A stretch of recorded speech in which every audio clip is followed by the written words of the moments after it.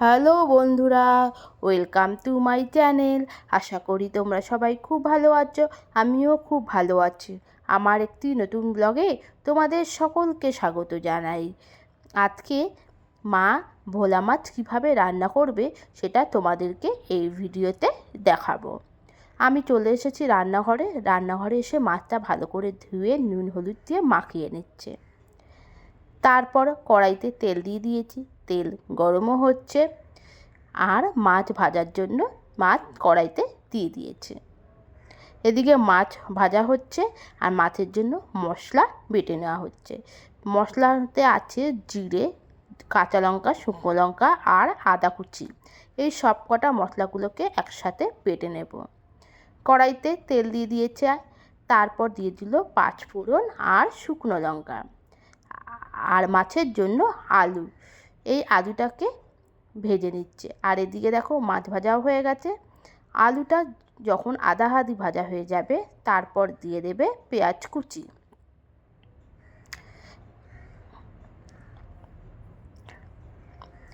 আলু আর পেঁয়াজের ভাজার সঙ্গে সঙ্গে দিয়ে দিতে হবে পরিমাণ মতন লবণ।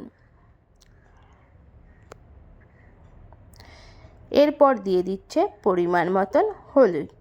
একসাথে উপকরণগুলোকে সুন্দর করে আলু পেঁয়াজে মিশিয়ে নিতে হবে।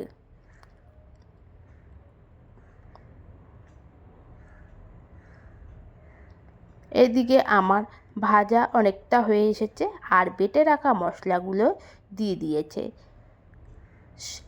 খুব সুন্দর করে মশলার সাহায্যে ভালো করে কষিয়ে নিতে হবে।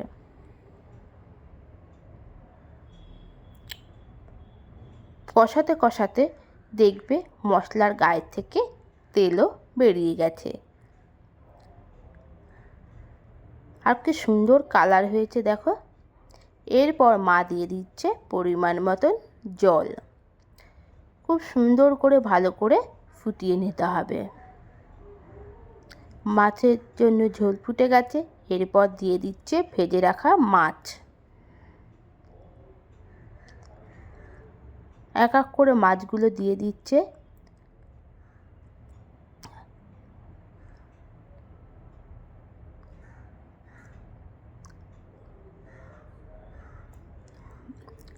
এবার এটাকে সুন্দর করে ভালো করে ফুটিয়ে নিতে হবে। দেখো বন্ধুরা, আমার মাছ রান্না কমপ্লিট হয়ে গেছে।